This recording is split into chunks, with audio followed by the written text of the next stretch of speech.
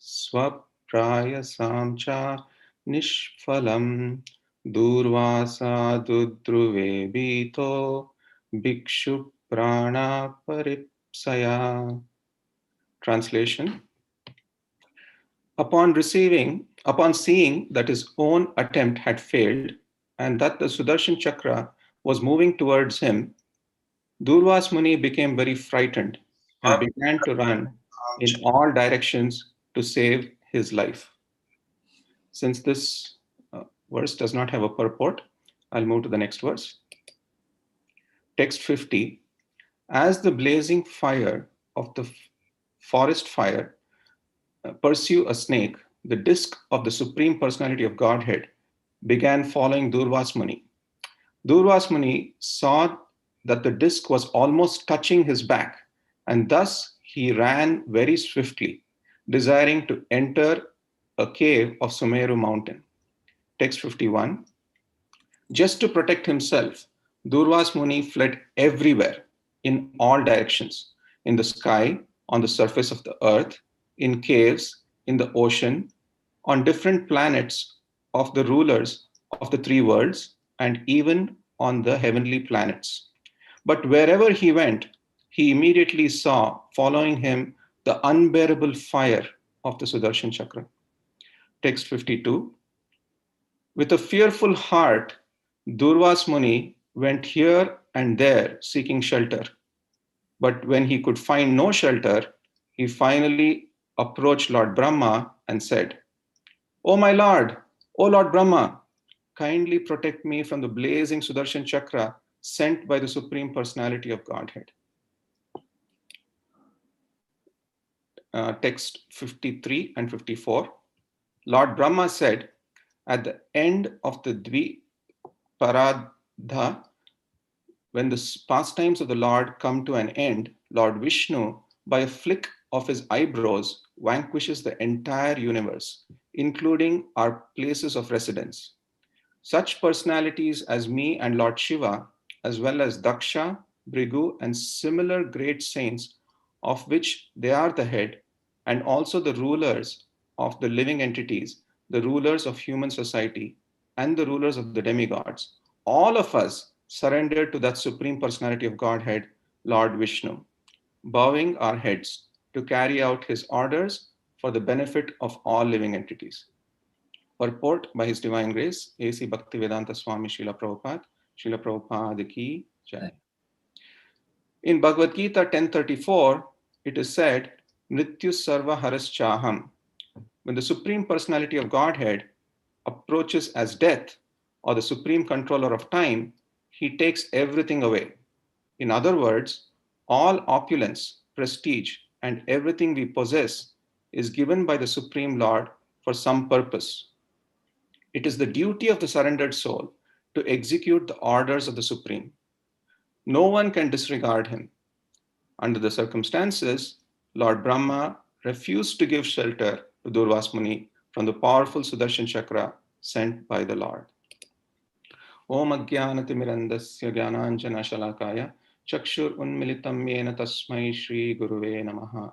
Namo Vishnupadaya Krishna Prasthaya Bhutale Srimate Bhakti Vedanta Swami Tinamine Namaste Saraswati Deve Gauravani Pracharine Nirvishesha Shunyavadi Paschatya Deshatarine Jai Shri Krishna Chaitanya Prabhu Nityananda Shri Advaita Gadada Shri Vasadi Gaura Bhakta Vrinda Vancha Kalpatarubhyascha Kripa Sindhu Eva Chapatitanam Pavanebhyo Vaishnavebhyo Namo Namaha.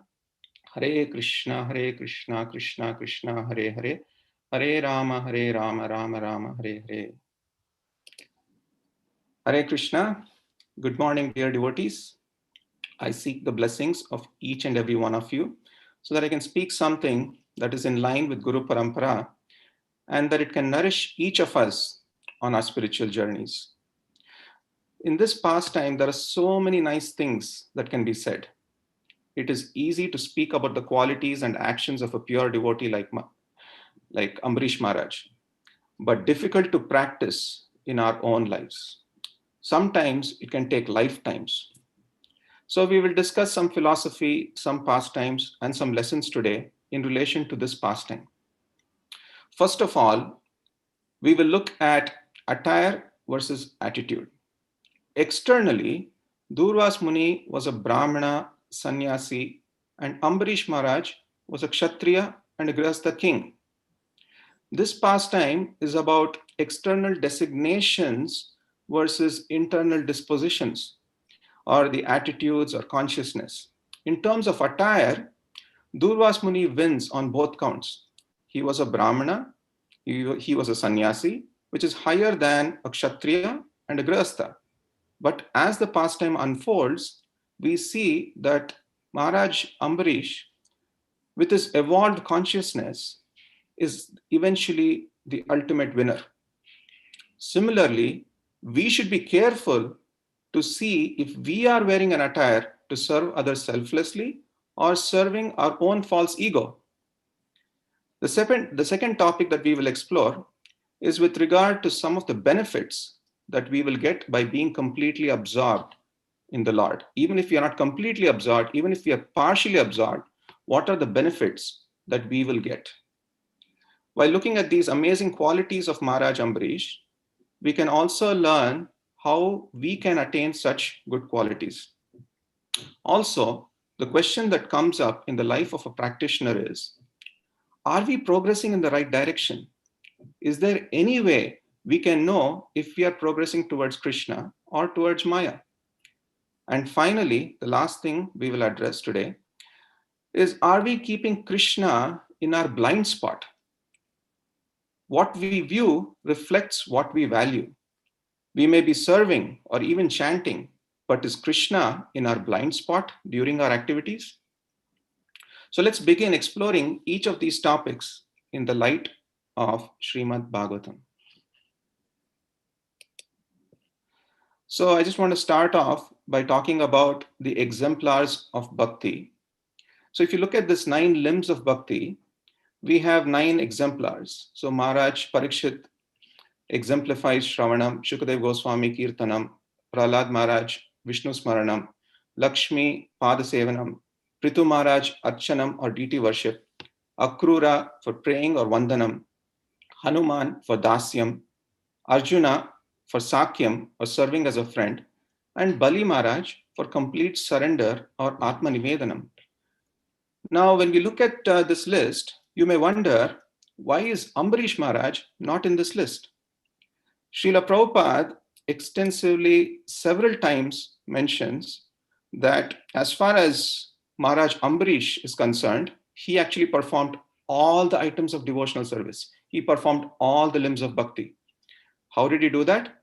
By engaging his mind on the lotus feet of Krishna. Savai mana Krishna padara vindayor. By engaging his words, by speaking about the transcendental qualities of Krishna. By engaging his hands, by washing the temple of the deity. Engaging his ears in hearing the words of Krishna. Engaging his eyes in beholding the deity of Krishna. Engaging the sense of touch by rendering service to the devotees. Engaging the sense of smell in relishing the fragrance of flowers offered to Krishna. Engaging the sense of tongue by tasting the offered tulsi leaves. Engaging his legs in going to the temple of Krishna.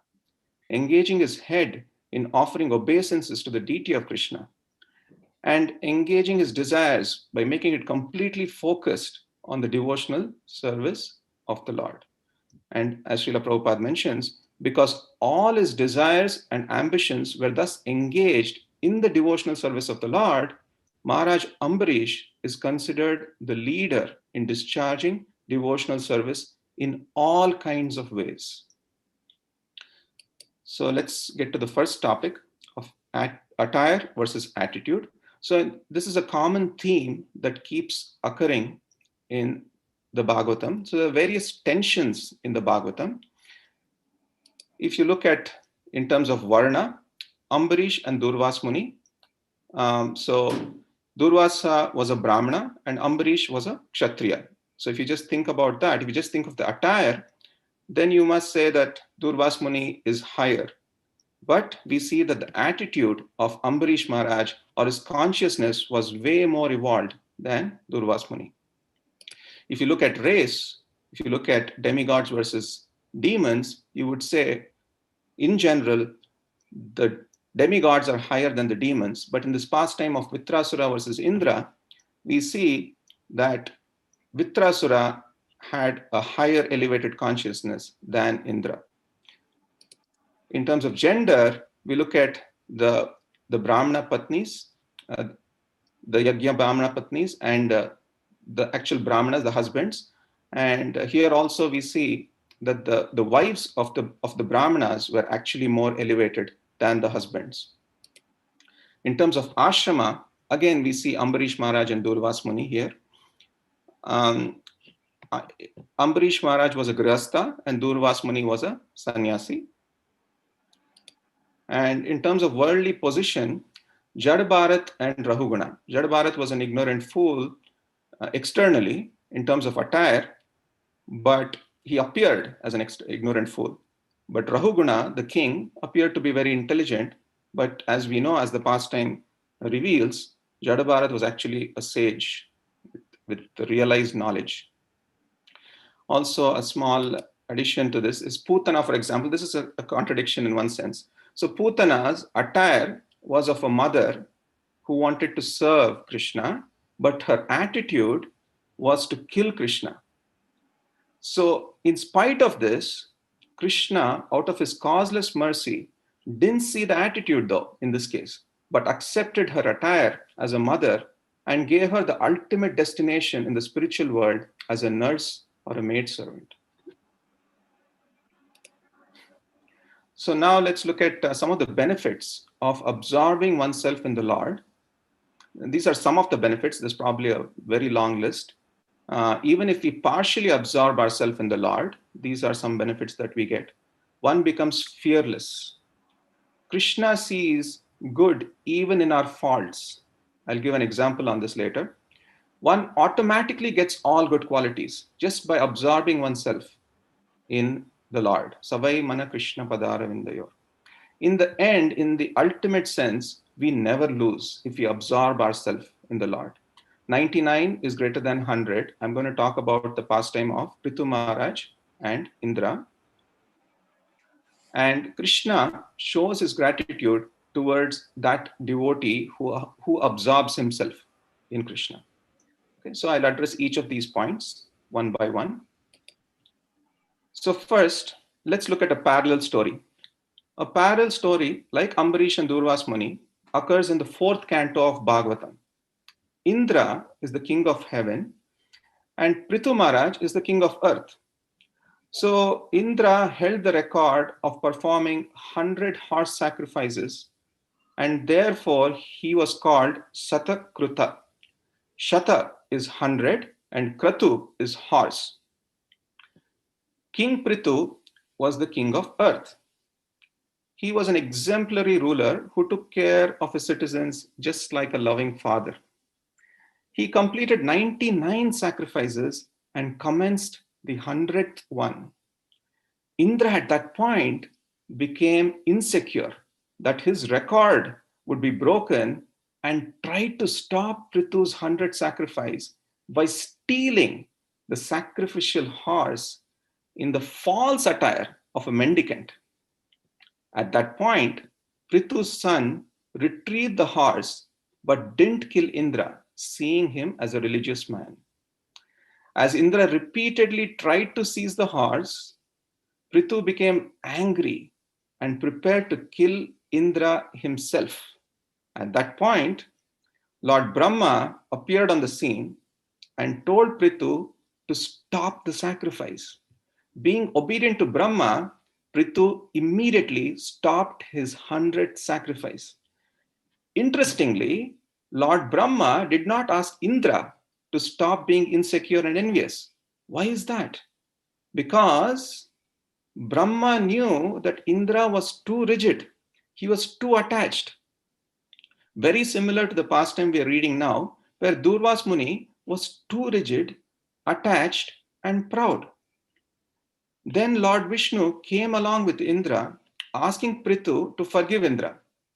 Prithu then offered his heartfelt prayers to Lord Vishnu, forgave Indra, and Vishnu became so pleased with him and offered wonderful benedictions. So now the question is, who is greater? The king of heaven, Indra, who maintained his record of 100 sacrifices, or the king of earth, Prithu, who stopped at 99? Prithu Maharaj and even Ambrish Maharaj were flexible as opposed to rigid. How? A flexible person is able to adapt himself according to the time, place, and circumstances, giving importance to that higher principle.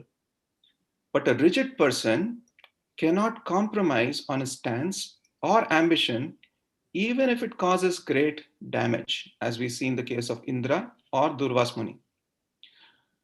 Prithu was detached as opposed to attached. How? Detached from what? So, attachment to one's desires shouldn't make one irresponsible. And detachment from desires doesn't mean one gives up one's responsibility. In other words, responsibility shouldn't lead to undue attachment. And detachment doesn't mean irresponsibility. So let's look at Prithu Maharaj and Ambrish Maharaj. They were responsible Raja Rishis, but that didn't lead them to undue attachments. But Durvas Muni, on the other hand, even though externally renounced, was unduly attached to his false ego. Prithu Maharaj was submissive as opposed to stubborn.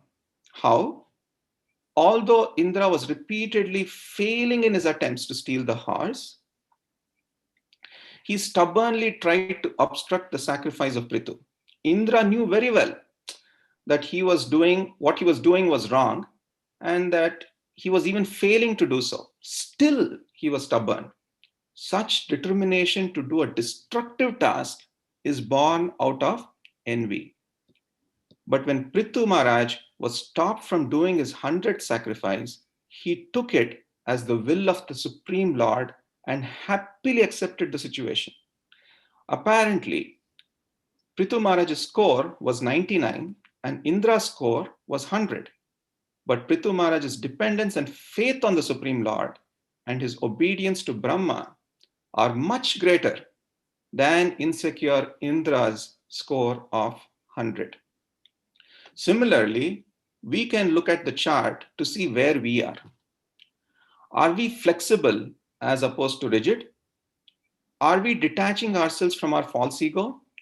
Are we being responsible like the Raja Rishis?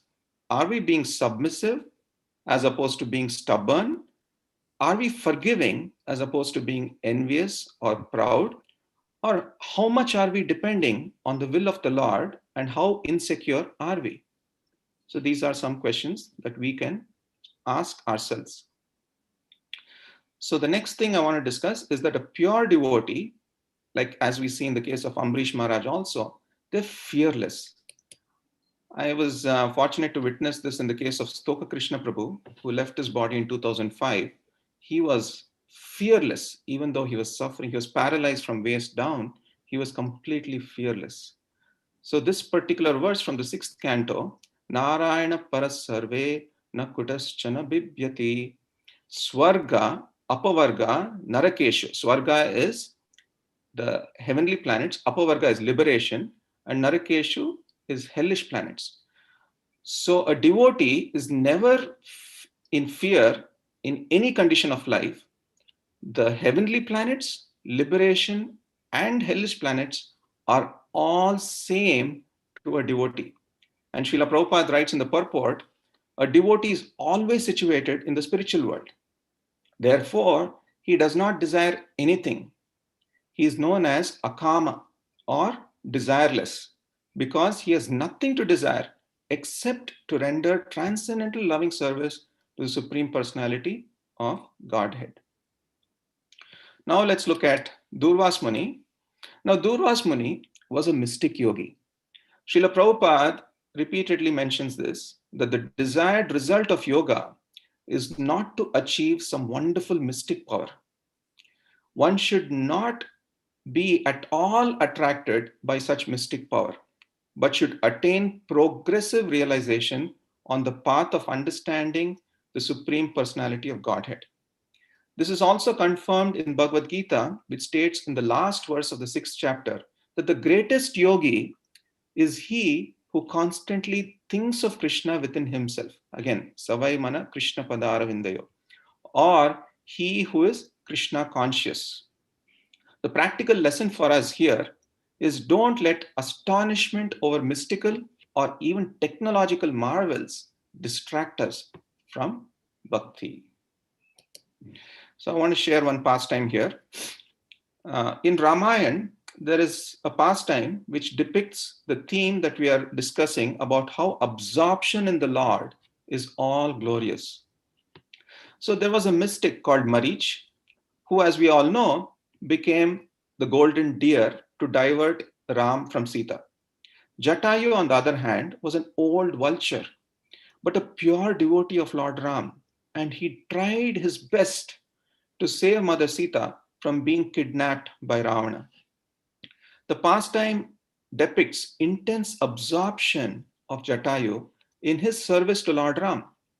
Externally, both Jatayu and Marich died in the arms of Lord Ram. Jatayu died on the lap of Lord Ram, and Marich was killed by Lord Ram's arrow. But there's a huge difference in their consciousness. Jatayu served Lord Ram till the end.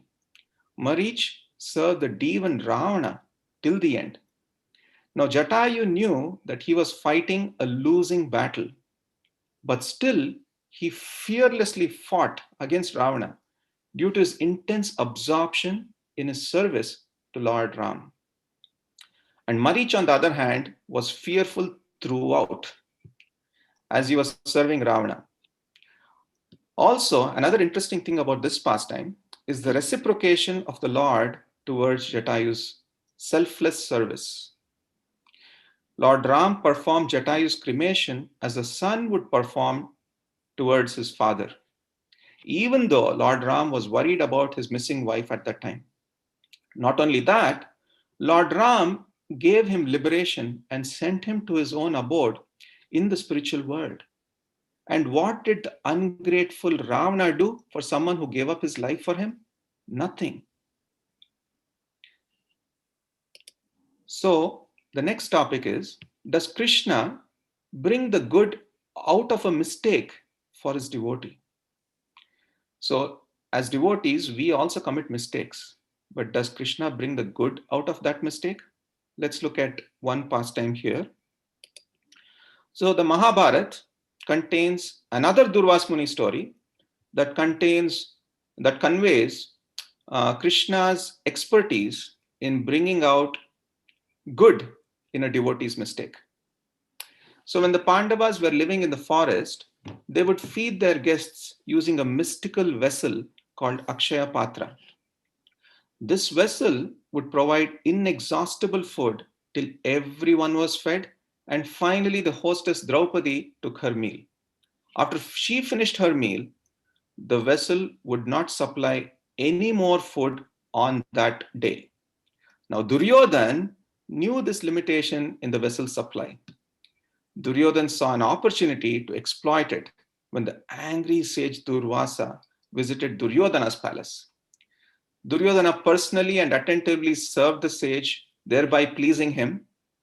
When offered a benediction by the sage, the cunning Duryodhan requested the sage to provide a similar chance for service to his cousin Pandavas, adding the request that the sage should go to them late in the day, as he knew that Draupadi would have taken her meal and the Akshaya Patra would not supply more food. Accordingly, Durvasa, along with a large contingent of disciples, arrived at the Pandavas' forest hermitage in the late afternoon. As Draupadi had already taken her meal, the Pandavas had no way to feed so many guests. They felt alarmed because, firstly, they would be failing in their duty as grihasthas, as householders, if they didn't offer proper hospitality to a guest, especially a sage. Secondly, Durvas Muni was no ordinary sage. He was a powerful mystic known to give deadly curses if displeased.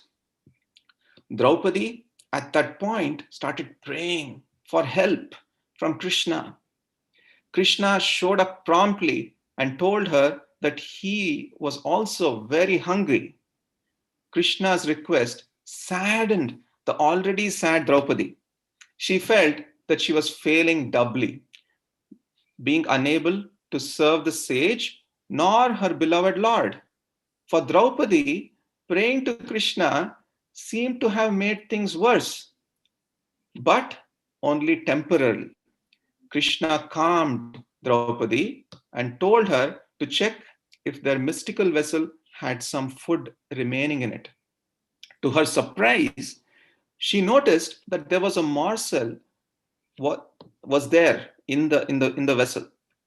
When she brought it to Krishna, he immediately took it and ate it. And after eating it, he felt completely satisfied.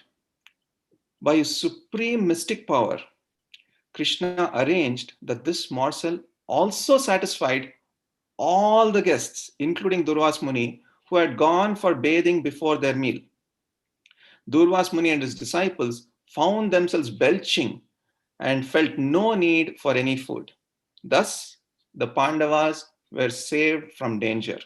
Now, there are three important lessons that we can draw from this pastime.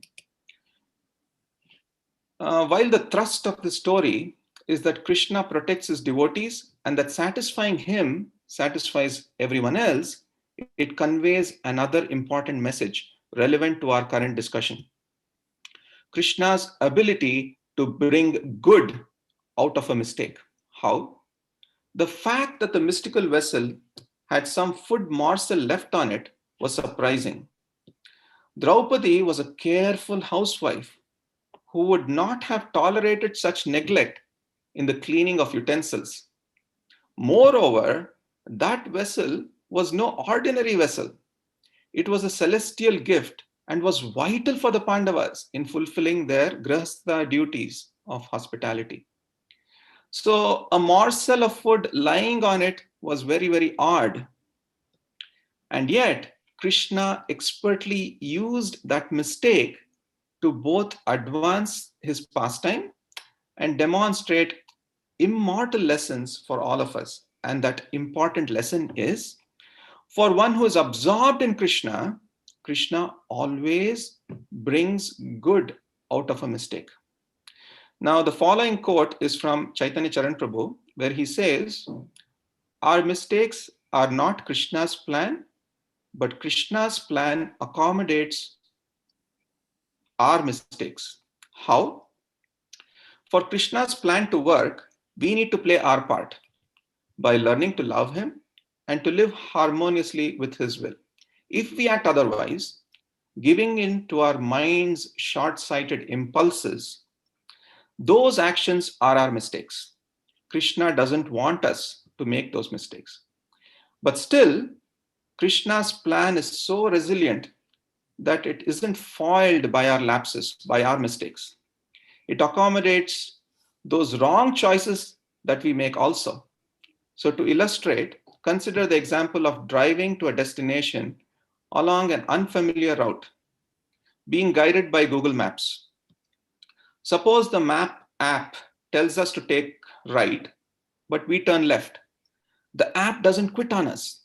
It immediately recalibrates and shows us a modified route. Similarly, if we make a mistake, Krishna doesn't abandon us. He still stays in our heart and keeps guiding us to go back on track.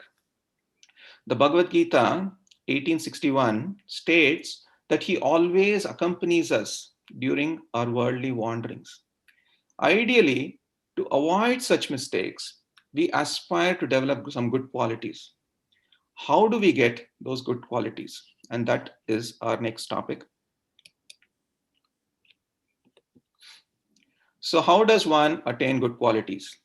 Yashyasti bhakti bhagavati akinchana sarver gunes tatra samashyate sura haro bhaktasya kuto mahadguna manoratena shati dhavato bahi. This is a famous verse The translation is one who has unflinching devotion for the Supreme Personality of Godhead has all the good qualities of the demigods. But one who is not a devotee of the Lord has only material qualifications that are of little value.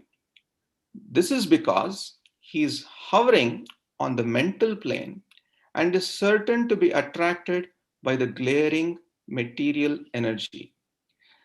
Now, this verse can be misunderstood that only devotees have good qualities and non devotees don't. So, does this mean that all non devotees have no good qualities? So, we need to understand this verse in the context of this particular chapter, which is the 18th chapter of the 5th canto. This chapter is about the prayers of the residents of Jambudvipa. The context of this particular verse is that they're talking about in terms of ultimate or pure bhakti. Now, the good qualities in this world without Krishna have limited value, as the most they can do is to take you to the mode of goodness, which can be treated as an airport, as Srila Prabhupada called it. If we don't take off to pure goodness from that airport, there is no point in being in the airport. In fact, the mode of goodness can also keep one bound in this material world. The only way out is to use the good qualities which we get from the Lord, as this verse says, in the service of the Lord, and take off from the material plane to the spiritual plane. Also, bhakti is a curative process. Just because we are aspiring devotees, it does not mean that we get all good qualities immediately. But ultimately, we will get the good qualities that are needed for us to go back home, back to Godhead. Now, the next question is, how do we know if we are progressing in our spiritual life? Is there a thermometer or something that we could use to check if we are progressing in the right direction? So one way that I can think of is that we can test our progress by the amount of gratitude that we have in our heart, the amount of gratitude that we have for Krishna, the amount of gratitude that we have for his representatives, our Shiksha Gurus, our Diksha Gurus, our peers, and so on. So in this relation, I want to talk about the Lord's gratitude himself first, and then we can go to the devotee's gratitude. So this particular pastime again is from the Ramayana. We have heard many times of how Indra gets bewildered in the Govardhan pastime. But similarly, there's a pastime in Ramayana also, where Indra gets bewildered with Lord Ram. Now, the battle between Rama and Ravana took place for about 7 days. Now, just before the battle, a conversation happens between Vibhishan and Ram. So Vibhishan is Ravana's brother. So Vibhishan humbly tells Ram, Ravana has a beautiful golden chariot, my lord. He has a wonderful driver. He has 10 horses. He has strong armor. He has several weapons. But my lord, you have nothing. Lord Ram immediately smiled and replied, my chariot is my dharma. With a chariot of dharma, I can destroy adharma. My armor is sadguna, or good qualities. No one can penetrate anyone with good qualities. My driver is sadhana, so or spiritual practices. And my weapon is knowledge, by which I can destroy anyone. So Indra was witnessing this conversation. And he had his doubts about Lord Ram defeating Ravan. He had his doubts till the very end. Indra had lost every war with Ravana in the past, and that is why he had his doubts. He knew how powerful Ravana was. So Indra did not offer his chariot to Lord Ram for 6 days. Only when he was fully convinced that Lord Ram would win, on the last day did Indra offer his chariot. When Indra eventually offered his chariot, Lord Ram could have analyzed Indra's action. But did Lord Ram analyze Indra's actions? Lord Ram did not say, "Why did you doubt me in the first place? Why are you giving your chariot on this last day? I have fought without your chariot till now. I can continue fighting without your chariot." But the Lord did not say that. Lord Ram gratefully accepted the chariot without such analysis. An important lesson here is that the Lord does not look at our past. If you can think about it, if the Lord starts looking at our past misdeeds, then we have no hope. The memory of the Lord for anything done good for him is eternal. But the memory for anything done bad for him is very, very short. Similarly, if we can imbibe this mode, we should also be grateful to all Vaishnavas, seniors, juniors, peers, etc. Our memory for anything good done towards us should be long, and for anything done bad towards us should be small. With this gratitude in our heart, we can serve others selflessly.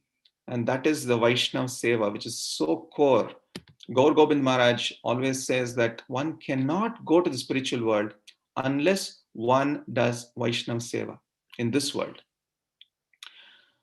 And we can do Vaishnav Seva if we have this gratitude in our heart. Okay, Srila Prabhupada extensively talks about gratitude. Srila Prabhupada says, gratitude is the condition of the heart that enables spiritual growth to take place. Now, the Sanskrit word for gratitude is kritagna, which literally translates to knowing what has been done. Now, Krishna is aware of any service that we do for him. It could be as simple as garland making, deity dressing, talking about Krishna to somebody, any of the services. Krishna is very much aware. Whether it is recognized as an important service, like constructing a big temple which is visited by millions, or whether it goes unnoticed, like the chanting of his names in the secrecy of the early morning hours. He knows it all, and he feels obliged to those who are mindful of him. For example, Krishna was grateful to Draupadi because she just once cried out, "Hey Govinda, hey Govinda," in a helpless condition. Krishna remarked at that point, "Draupadi's call for me has made me indebted eternally to her. And this feeling is gradually increasing in my heart." This is Krishna saying. So devotees of Krishna meditate about things they can be grateful for. They avoid thinking about all those things that they do not have, nor all those arrangements that have not worked out. Instead, they focus on what has been given to them, all the opportunities that arrive each day upon their doorsteps, all the relationships that have encouraged them, and last but not least, the human form of life itself, which offers a unique opportunity for self-realization.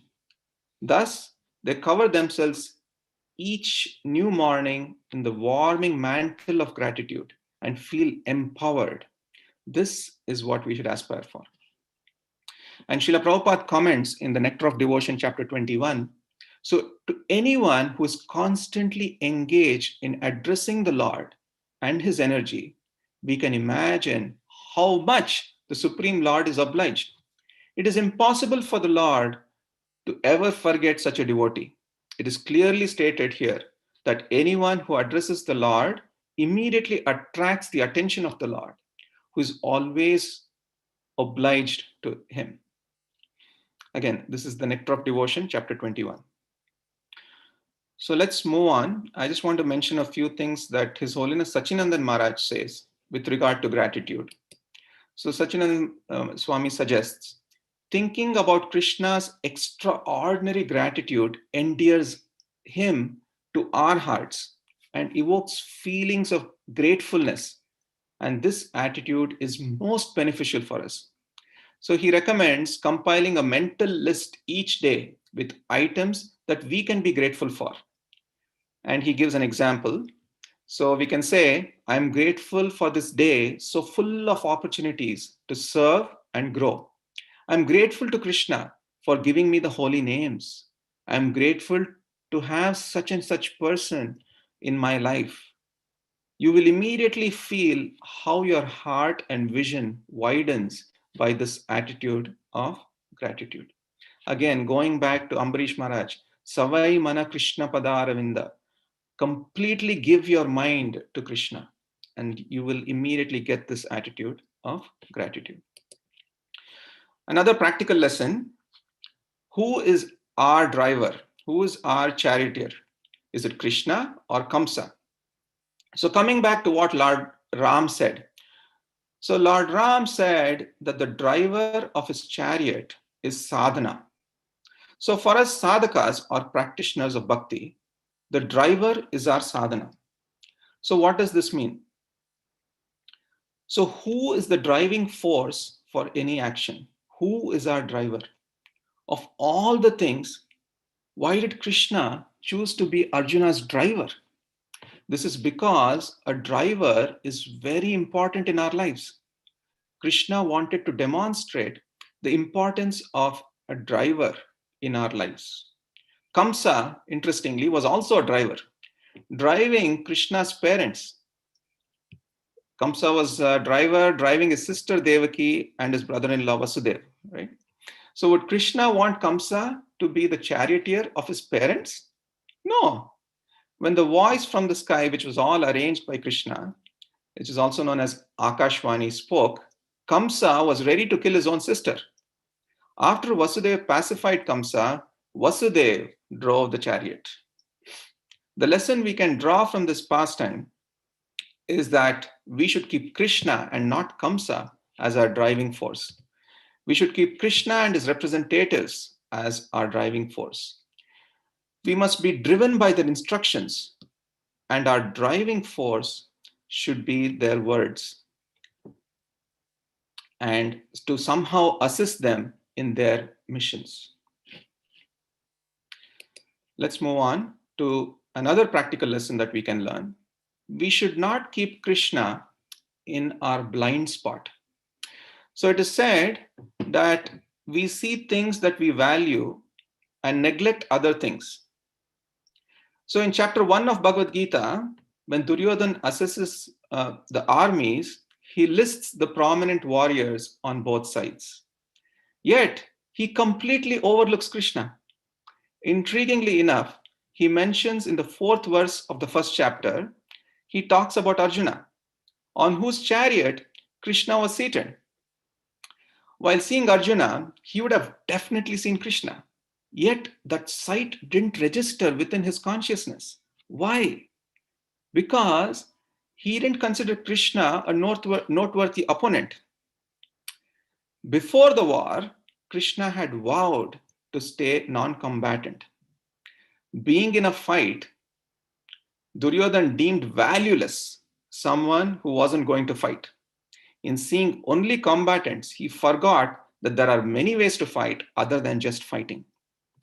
Duryodhana's oversight turned out to be especially costly because the non-combatant Krishna that he overlooked was not an ordinary person or even an extraordinary person, but was a supreme person himself.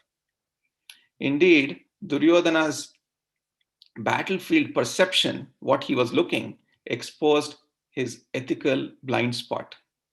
Similarly, we must also be very careful in our blind spots on putting Krishna in our blind spots. We could be chanting, we could be doing seva, we could be honoring prasad, but please don't put Krishna in the blind spot. Absorb yourself, even partially, even little by little, in Krishna. Again, Savai Mana Krishna Padara Vindayor. Also, Sita was very, very grateful. After the coronation ceremony, this was after the war took place and Ravana was killed. So during the coronation ceremony, Sita started crying profusely. Rama was wondering, why is she crying, and asked Mother Sita, who then told him that the red powder that was being thrown in the air due to the celebrations reminded her of the sacrifice of Jatayu. Such was her attitude of gratitude. And finally, I just want to say, Srila Vishwanath Chakravarti Thakur explained the extent of the devotee's gratitude as follows. Even if a devotee serves Krishna for 1,000 universal creations, he cannot repay the depth he feels towards Krishna for having received the opportunity to serve the Lord's lotus feet. I'll stop here. It's 8 o'clock right now. Thank you all so much. Any comments or suggestions? Hare Krishna. Hey, Gaur Kumar Prabhu. Hare Krishna, Yashodadalal Prabhu. Super engrossing and very inspiring lecture as always. Radhika and I, we were listening on YouTube, but I came up to ask a question on Zoom. So I really loved how you systematically connected the points to Durvasa Muni and Ambarish Maharaj's pastime. And the one that stood out in my mind was this Jatayu and Marich, a comparison of fear versus fearlessness. And fear is something that we feel in the material world. In fact, Bhagavatam describes fear as the predominating feature of the material world. And as aspiring devotees, I would say most of us feel fear from time to time, if not all the time. So how do we overcome that, knowing that complete absorption brings fearlessness, but we're not there yet? Yeah, so that's a good question, Prabhu. So over a period of time, slowly that fear will start going away. The reason why we are fearful is because we are attached to our bodies. So it is said that when the Yamadutas come, they know that we are attached to the body. So they cannot move the soul. In fact, it is said in Bhagavad Gita 2:24, I think, that somebody is sharing something. It is said in Bhagavad Gita 2:24 that the soul is immovable. So when the Yamadutas come, they actually pull the subtle body, and by pulling the subtle body, they're actually pulling the soul because the soul is attached to the subtle body. So the point that I'm trying to convey here is that the more we are attached to this body, the more fearful we become. So the more we become detached, the more fearless we will start becoming. I'm not there yet. This is all theory, but that is my understanding. So the point is to slowly but surely becoming detached and absorbing ourselves in Krishna. Slowly but surely we will get there. As I mentioned in Stoka Krishna Prabhu's case, towards the end of his life, he's told Radhanath Swami that he's completely fearless. He's not afraid of dying at all. So I just want to share this. Thank you, Prabhu. Thank you. Hare Krishna, Gaur Kumar Prabhu. Hare Krishna, Andrea. So much for this class. As Athena just mentioned, always enlightening, always learned so much. And I had a one point of clarification that I just wanted to ask, and then an appreciation. The Akshaya Patra that you mentioned for that pastime, which was such a great pastime. If I wanted to share that, I just didn't catch. Did it work that it was always full of food until Draupadi ate, and then it didn't refill until the next day, or was it for each meal? It didn't fill until the next day. So they could only use it to eat once a day. Yeah, I mean until Draupadi ate. If Draupadi ate in the evening, then the whole day. Wow. So that was also an austerity that she was doing, that she would only be able to eat once a day. Yeah. Wow. Okay. So that's like a whole different aspect to it. Also, an interesting thing here about the pastime is that so the Durvas Muni and he had 10,000 disciples. So when they came, just to gain some time, the Pandavas requested them to take bath before their meal. Correct. So they were in anxiety. They were really in anxiety of how to deal with the situation. And of course, Krishna came. He had the morsel and so on. And then when Krishna had it, they felt completely satisfied. Everyone felt completely satisfied, even though they were taking bath. They didn't want to go back again. And then interestingly, Krishna arranged that Bhima go and bring them back. And then when they saw Bhima holding his gada, they became so scared that they all started running away because they didn't want to come back. Really funny. And then the appreciation that I wanted to give, how you put the comparison of like when you were doing the comparisons and you gave about the Yajnik Brahmanas versus their wives in terms of the attire and the attitude. I really love that. And I was also just wondering if that story would also fall into a theme of faith. Would that story also Yes. kind of exemplify faith or no? Yeah, thank you. So all of these pastimes, they start with faith and they end with love. So Shraddha and ultimately prema. So it starts with little faith. The faith increases, and ultimately ends in love or prema. So if you see the wives of the Brahmanas, they had more love for Krishna than the husbands who were completely focused just on the ritualistic activities. So yeah, thank you. So it is 8:08 right now. Yes, anyone else? Yes, Hare Krishna Prabhu. Hare Krishna. Yeah, your classes are always so jam-packed. I don't have time to breathe, but I have a couple of questions.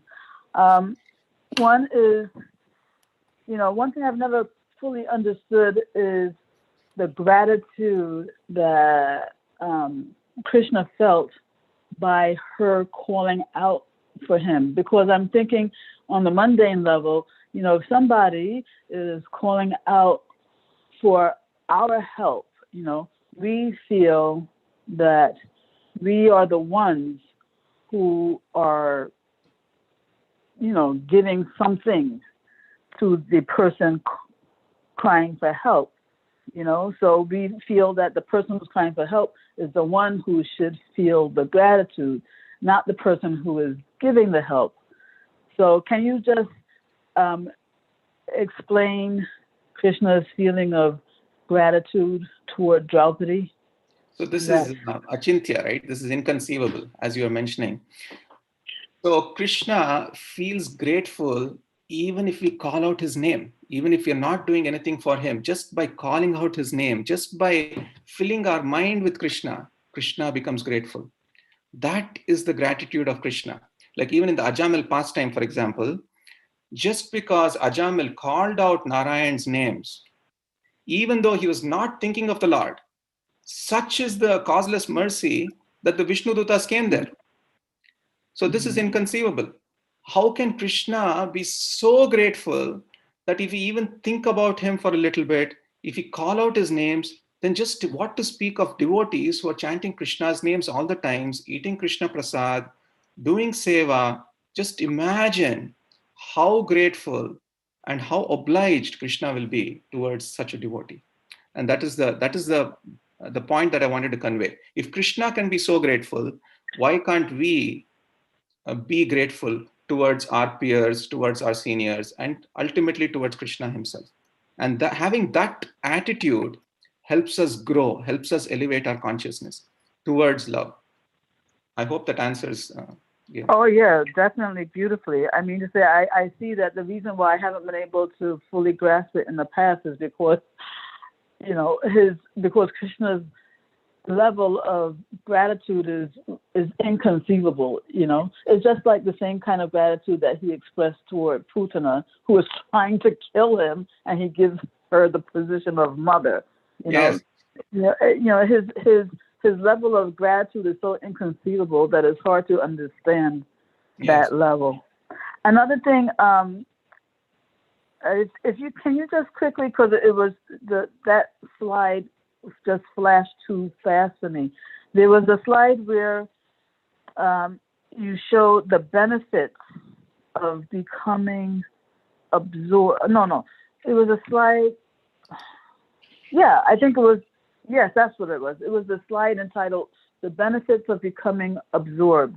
Yes. And I just wanted to quickly, just note the points because it was on the screen too short for me to. Okay. I mentioned 5 points. One is one becomes fearless. The second one is Krishna sees good even in our faults. The third is one automatically. Okay, I'm just writing. Third is what? Third is one automatically gets all good qualities. And the fourth is ultimately in the end, we never lose. And the fifth is Krishna shows his gratitude towards that devotee who absorbs himself. Shows gratitude. Okay. Yeah, this is the last. Thank you so much. The last thing I just wanted to mention is that I really got new appreciation for Jatayu's sacrifice, because, as you mentioned, he fought so fiercely, knowing that he would not be able to win. Yes. Against Ravana. And that's like that kind of, when, if someone is fighting for you, to that degree that they're fighting a losing battle and giving their life for it. Yes. I can't imagine. I feel like no wonder, Sita was remembering him just by the kumkum, yes. spraying up in the air, Yes. because, I mean, who can beat that level of sacrifice? It's like really impacting. So anyway, thank you so much for Thank you so much, Gail. Thank you so much. Hare Krishna. Hare Krishna. So it's 8:15 right now. So I would like, there's one more comment. I will take that and then we can end the class. Hare Krishna, Gaur Kumar Prabhu. I'm not sure if that was me. Oh, I'm sorry. That was Go ahead, Athena. No, I just wanted to. I always look forward to your being on the speakers list. I always feel I'm excited because I know I'm going to learn so much. There's going to be so much wisdom and so many takeaways. So I hope you continue to speak more. Thank you so much. Hare Krishna. Your encouragement. Hare Krishna. Thank you. Yes, Adipurush Prabhu. You're muted, Prabhu. Hare Krishna, Prabhu.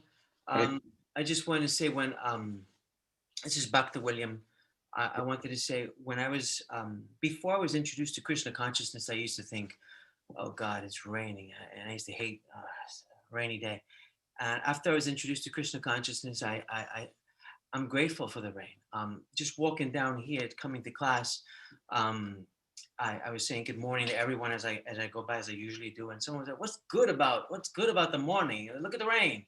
And I said, "It's holy, and it's from God." And they just stood quiet. I just kept walking, but it's an opportunity, to speak about Krishna consciousness maybe the next time. So being grateful for the rain. Thank you. Thank you. Thank you for sharing that. Grantaraj Srimad Bhagavatam ki jai. Srila Prabhupada ki jai. Hare Krishna. Gaur Kumar Prabhu ki jai.